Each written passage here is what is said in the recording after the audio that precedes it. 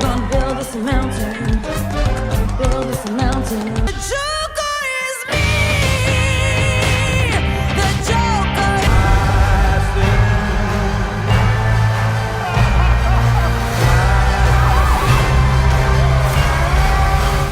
What if I told you that one of the darkest, most iconic villains in comic book history just turned into a musical? Yeah, you heard that right. Joker. Folie Deux tries to mix the madness of Joaquin Phoenix's Joker with song and dance, and it's not what you'd expect. A sequel that should have been electric, but instead leaves you asking, what happened? Let's break down what went wrong.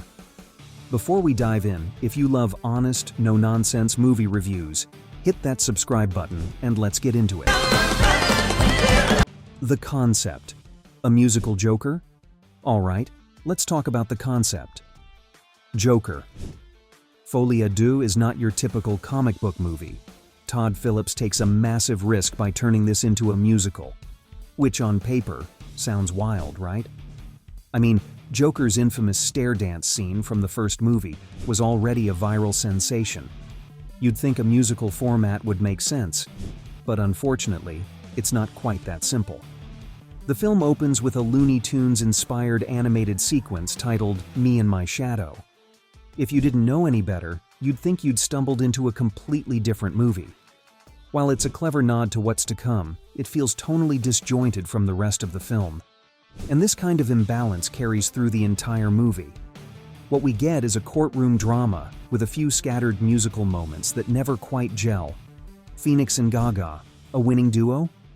Now, let's talk performances. Joaquin Phoenix is back as Arthur Fleck, and this time he's, well, let's say he's a shadow of the character we remember. Arthur is more subdued, withdrawn, and lacks that electric, nervous energy that made him so captivating in the original. It's like Phoenix is trying to channel a totally different vibe, but it comes off as a Daniel Day-Lewis impersonation more than a progression of the Joker. And then there's Lady Gaga. Little monsters. You may want to sit down for this one. Gaga's Harley Quinn feels like a blank slate. She's not given much to work with, and even during the big musical numbers, she barely registers any emotion. Compared to Margot Robbie's vibrant and chaotic Harley, Gaga's version feels flat.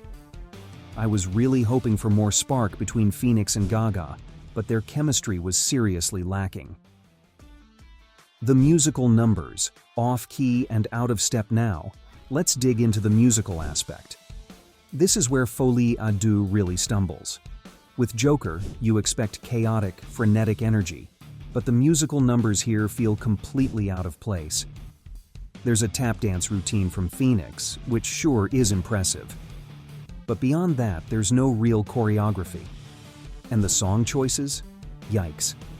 They're all over the place, from old standards like I've Got the World on a String to show tunes like That's Entertainment. None of it fits the dark, gritty tone of the film. Even worse, the musical score by Hildur Gudnadottir, which was so haunting in the first film, clashes with the songs the characters perform. It's almost like the film can't decide whether it wants to be a grim psychological drama or a quirky musical. The result? A jarring experience that feels half-baked. The courtroom drama. More court, less drama. At its core, Folie Deux is less of a musical and more of a courtroom drama.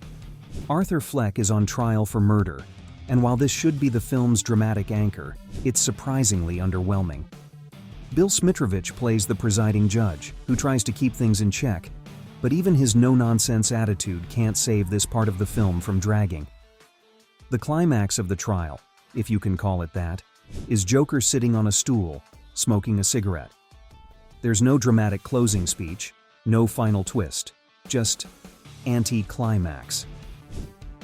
For a movie that aims to explore the madness and chaos of Joker's world, this part feels frustratingly restrained. Should you watch it? So, what's the final verdict on Joker, Folie Deux? Unfortunately, it's a swing and a miss. The musical format feels forced, the performances lack the punch of the original, and the overall tone is disjointed.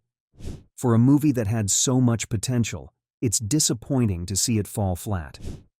If you were hoping for something as groundbreaking as the first film, you might want to lower your expectations. In fact, you might be better off rewatching The People's Joker for a more satisfying Joker experience. What do you think?